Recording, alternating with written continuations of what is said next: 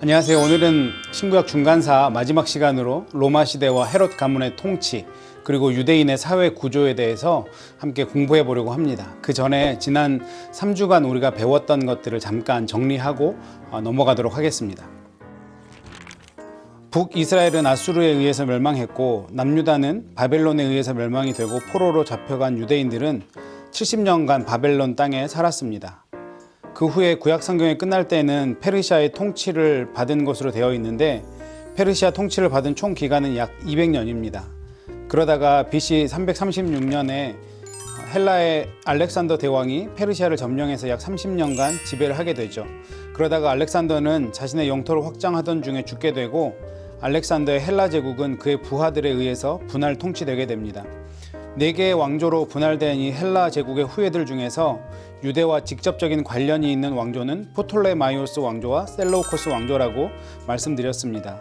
유대는 프톨레마이오스와 셀레우코스의 접경 지역에 위치해 있었기 때문에 처음에는 프톨레마이오스의 지배를 받다가 후에는 셀레우코스의 지배를 받게 됩니다.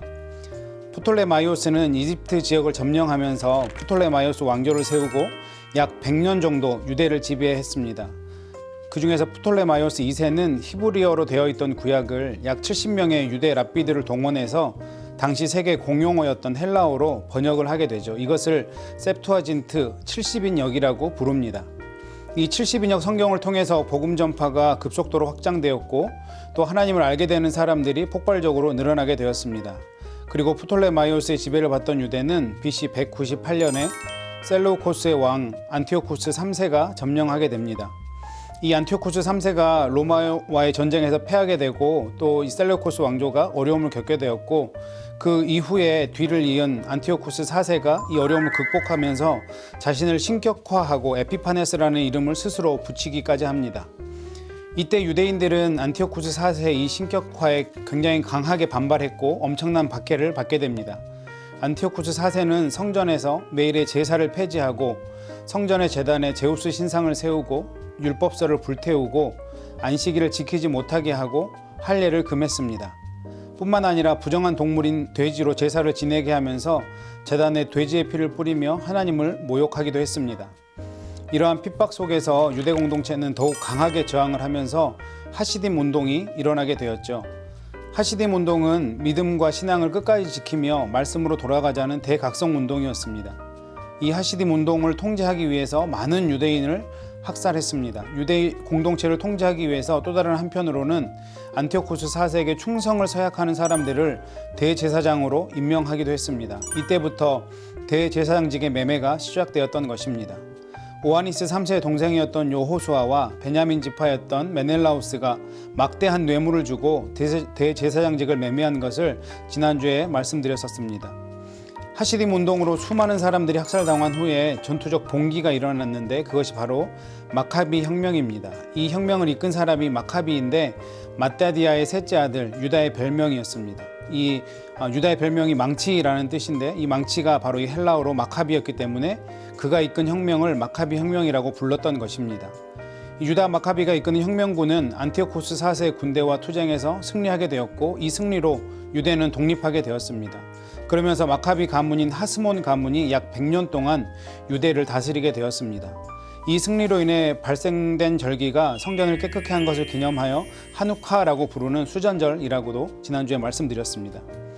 이 하스몬 왕조는 그 세력을 계속해서 넓혀가면서 요한 힐카누스 1세 때는 예전에 다윗 왕과 솔로몬 왕이 다스렸던 영토인 에돔, 이둠의 지역까지 정복을 했고 이 지역을 다스리기 위해서 헤롯 가문의 안티파스를 총독으로 세우게 되었습니다. 이 사람이 누군가 하면 예수님을 죽이려고 했던 헤롯 대왕의 할아버지입니다. 3주간의 이야기를 짧게 들으니 좀 더 복잡하게 느껴지시죠? 여기서 우리가 한 가지 정리해야 될 것은 예수님 오셨을 당시 왕은 헤롯 대왕이고 이 헤롯 대왕이 베들레헴 지역에 있는 영아들, 2세 미만의 영아들을 죽이게 한 장본인이라는 사실입니다. 왜 이런 상황이 펼쳐졌는지 이제 우리가 로마 제국에 대해서 배우면서 함께 더 이야기를 나눠보도록 하겠습니다. 이제 로마라는 나라가 생겨난 것을 우리가 먼저 확인해 볼 텐데, 북이스라엘에서 아모스와 호세아 선지자가 활동할 때, 또 남유다는 이사야 선지자와 미가 선지자가 활동할 때가 BC 8세기경이었습니다. 이때 로마라는 나라가 아주 작은 도시국가로 시작하게 되었는데요. 이 신구약 중간기를 거치면서 이 로마가 굉장히 커지게 됩니다. 이 신생국가인 로마는 어느새 헬라를 무너뜨리게 되고, 아프리카 대륙과 유럽 대륙과 아시아 대륙, 이 세 개 대륙을 다 지배하면서 지중해를 마치 자기 집 앞 호수처럼 그렇게 거느리게 되었습니다. 로마는 수많은 나라를 점령하게 되었고 식민지로 삼았습니다. 그런데 이 로마라는 나라의 독특한 특징이 하나 있었는데, 바로 원로원이라는 제도가 있었고 공화 정치를 표방했다라는 것입니다. 이것은 무슨 뜻이냐면, 원로원이라는 것은 요즘으로 치면 국회 같은 역할을 하는 단체입니다. 예전 같은 경우는 카리스마 있는 왕이 한 나라를 다스리고 이끌어갔는데, 이 로마는 국회를 두어서 여러 명의 사람들이 권력을 분리하고 함께 민주주의를 표방해서 이렇게 나라를 이끌고 갔다라는 것이죠. 이렇게 로마가 굉장히 강성해지면서 이제 이 이탈리아 반도의 많은 도시 국가들을 다 점령하게 되고 통일을 하게 되면서 굉장히 강해졌습니다. 이때 폼페이우스 장군이라는 사람이 이제 셀루코스 왕조를 무너뜨리고 다메섹을 점령하게 되었습니다. 이 다메섹을 점령하게 되었을 때 이제 하스몬 왕조의 경계까지 갔기 때문에, 이때 하스몬 왕조에게 빌붙어서 정치 권력을 탐하고 있었던 이 헤롯 가문이 상황을 보니까 이제 로마에게 힘을 실어야겠다라고 판단을 하고 로마를 등에 업고 이제 이 유대를 정복하게 되죠. 그러면서 로마가 유대를 정복하게 되면서 이 헤롯 가문이 유대의 왕으로 유대를 통치하게 되는 것입니다. 이런 상황에 본국에서는 원로원이 많이 부패되어 있던 상황이 있었고, 그래서 이제 로마의 유명한 장군이었던 줄리어스 시저와 폼페이우스와 크라수스가 이 원로원 부패를 척결하고 삼두 정치를 이끌고 로마를 이끌어가게 됩니다. 그런데 크라수스가 이 파르티아 전쟁에서 전사하면서 이 삼두 정치의 균형이 깨지고 이제 줄리어스 시저와 폼페이우스 간의 이 권력 다툼이 시작되게 되었습니다. 결국 이 폼페이우스는 줄리어스 시저에 의해서 죽게 되고, 이제 줄리어스 시저가 이 로마의 권력을 차지하게 됩니다.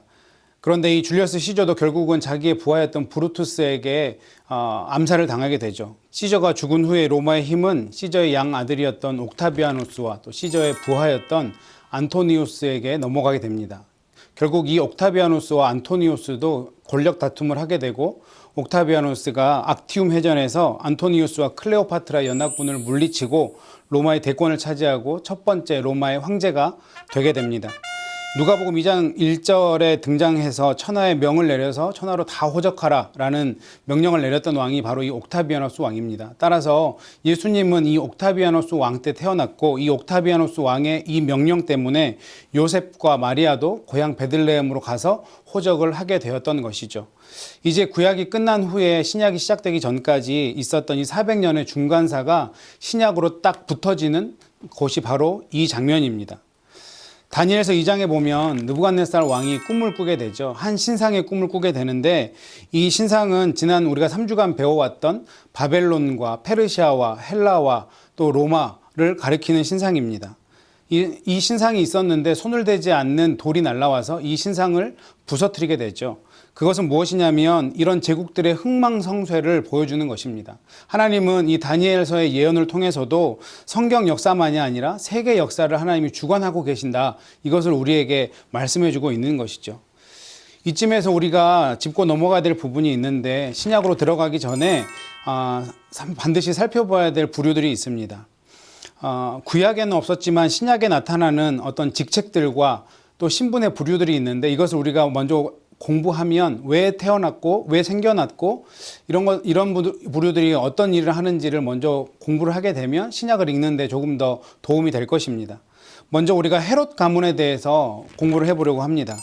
이 유대왕 헤롯 가문은 마카비 혁명 이후에 요한 힐카누스 1세 때 이 사람들이 이두메 총독으로 등용되었다라고 그렇게 말씀을 드렸었죠.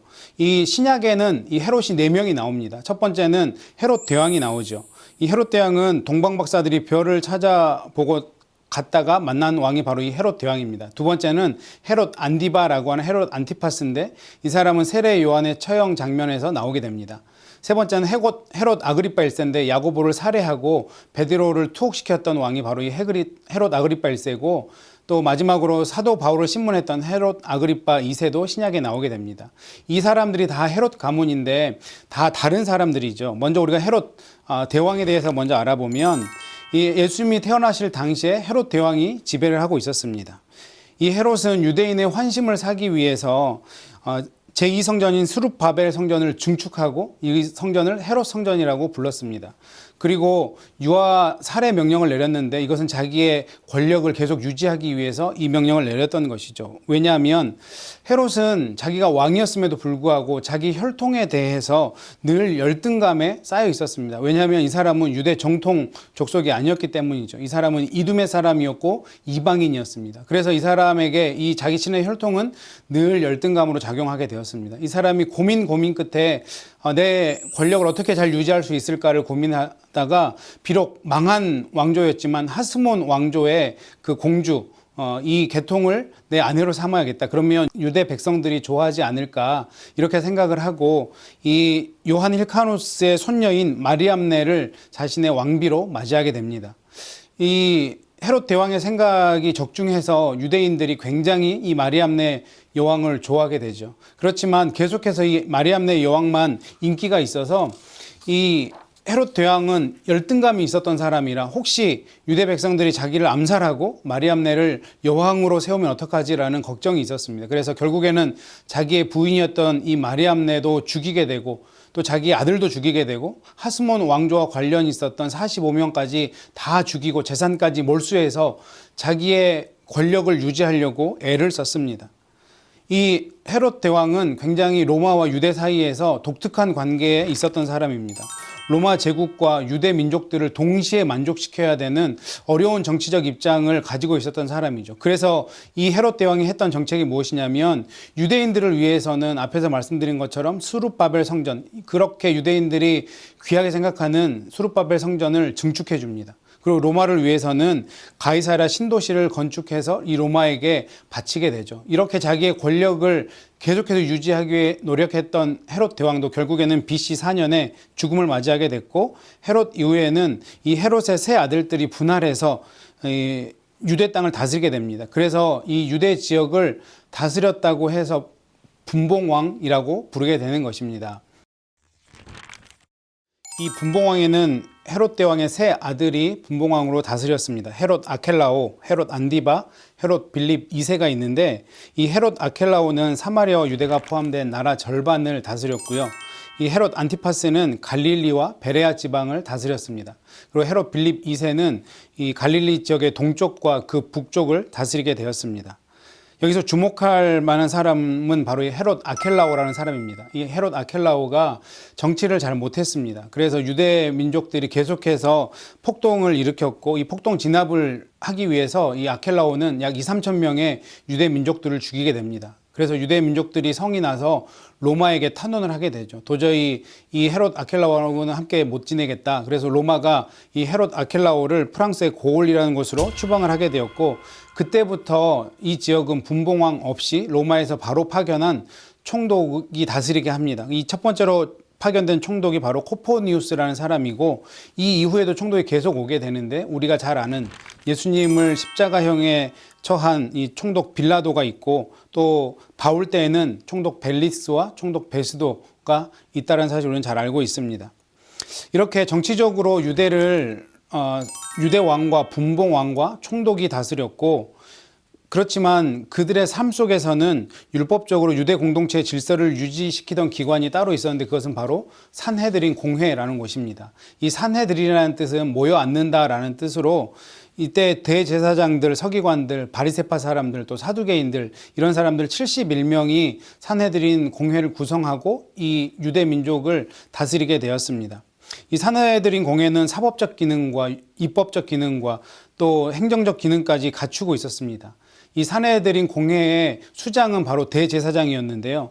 외형적으로 볼 때는 이 대제사장이 유대 공동체를 이끌어가는 영적인 지도자인 것처럼 보이지만, 많은 사람들은 대제사장을 존경하지 않았습니다. 왜냐하면 이때 대제사장은 구약시대의 대제사장의 모습과는 너무나 달랐기 때문이죠. 이전에도 말씀드렸지만 로마 정부와 결탁해서 돈을 주고 성직을 매매하기도 했고요.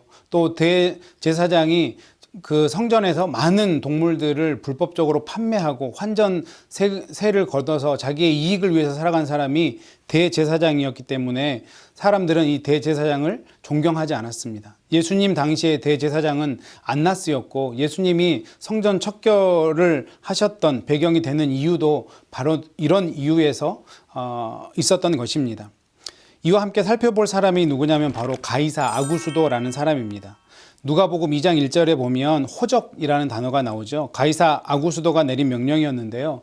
이 가이사라는 뜻은 무엇이냐면 원래 초대 황제 옥타비아누스의 양아버지였던 줄리어스 시저, 이 시저의 라스트 네임이 바로 이 가이사죠. 가이사로 한국말로 번역이 된 것입니다. 그래서 원래는 왕의 라스트 네임이었는데 이것을 황제를 칭하는 칭호가 되었습니다. 그래서 가이사란 로마 황제를 칭하는 단어가 되었습니다. 그리고 아구스도는 원래 아구스투스라는 말인데 이 로마 원로원이 처음으로 이 옥타비아누스가 황제가 되었으니까 이 원로원도 정치적으로 살아남아야 하는 형편이 되었기 때문에 옥타비아누스에게 바친 존칭입니다. 굉장히 존엄한 자다라는 뜻이 있어서 이 아우구스투스라는 단어를 주었던 것이죠. 그래서 가이사 아구스도라고 성경에서 번역된 것은 굉장히 존엄한 황제다, 이런 뜻이 있습니다. 바로 이 옥타비아누스를 가리키는 말인 것이죠.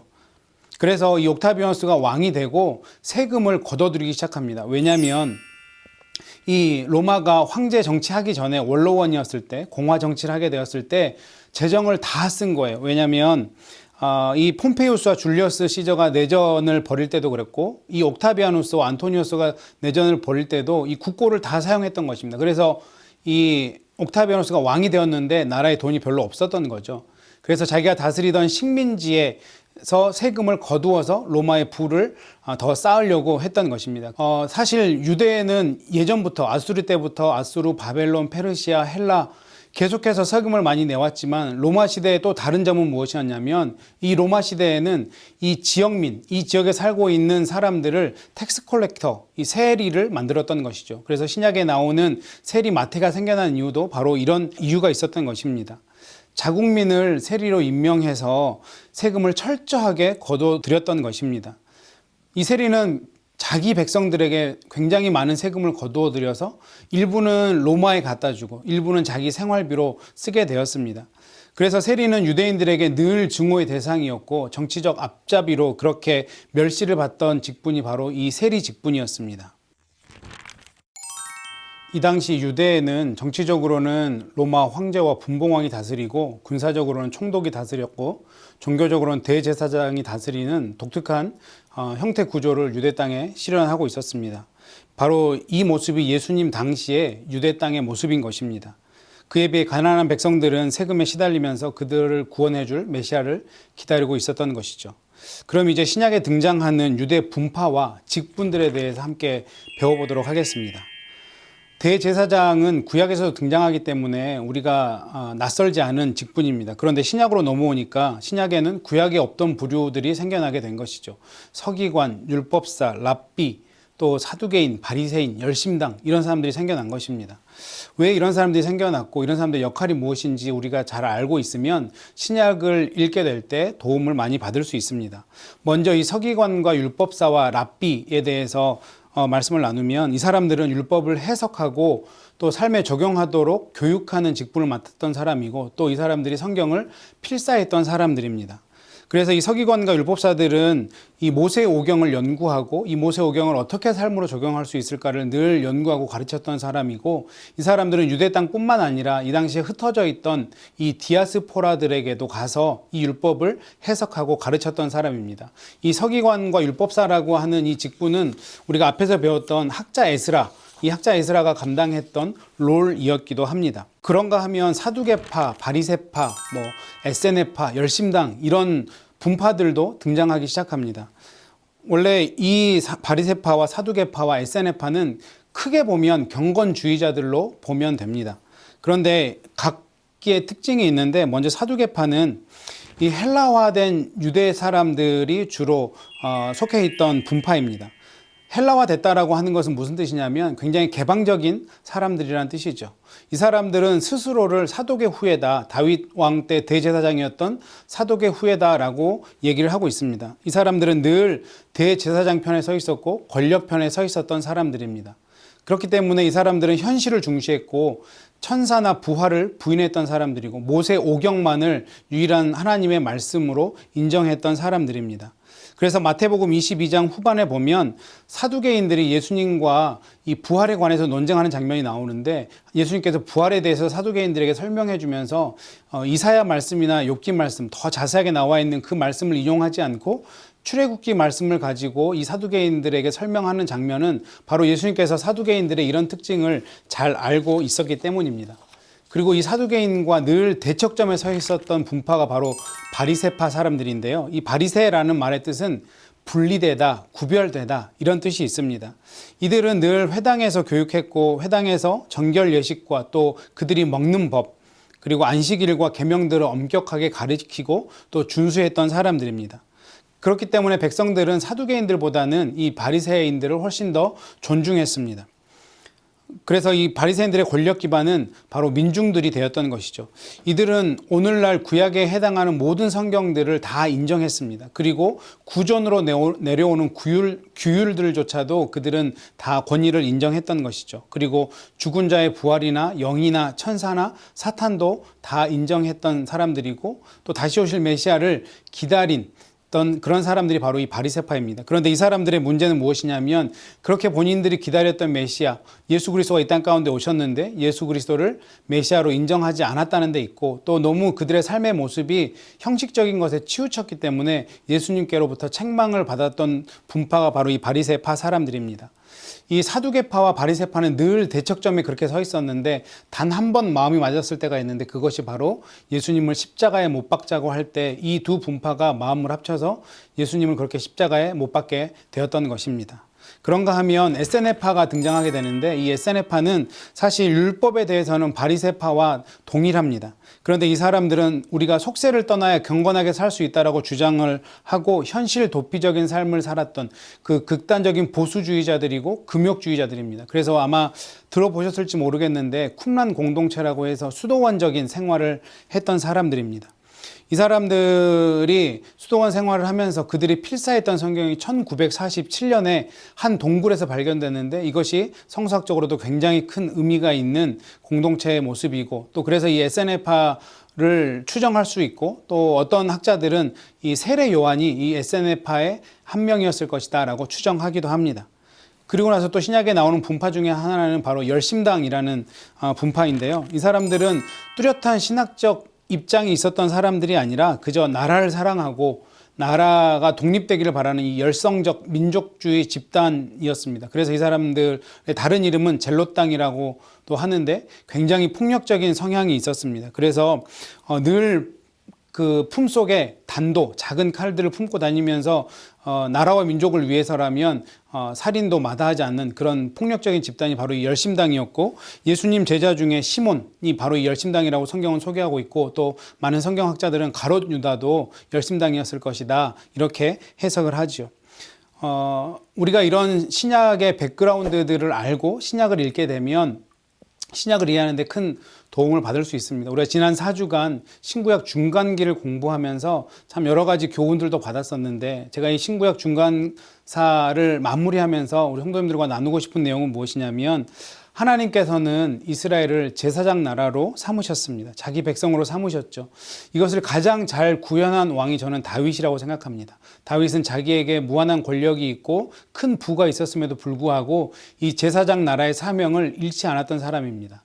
그런데 우리가 지금까지 배워왔던 아수르나 바벨론이나 또 그 여타 많은 제국들은 본인들에게 힘이 들어왔을 때 이 제사장 나라의 사명은 당연히 알지도 못했고 자기만을 위해서 자기 제국만을 위해서 사용하려고 했을 때 결국에는 그 모든 제국들이 무너졌다는 사실을 우리는 배웠습니다. 마찬가지로 이스라엘 백성들도 하나님께서 제사장 나라의 사명을 주셨는데 이 이스라엘 백성들도 그것을 깨닫지 못하게 되었고 하나님은 아수르를 통해서 바벨론을 통해서 페르시아와 헬라와 로마를 통해서 계속해서 이 이스라엘 백성들을 훈련시켰습니다. 하지만 안타깝게도 이스라엘 백성들은 끝까지 그것을 깨닫지 못하게 되었던 것이죠. 그러면서 제사장의 사명을 감당하지 못하고 왕으로 오신 예수님도 알아보지 못했습니다.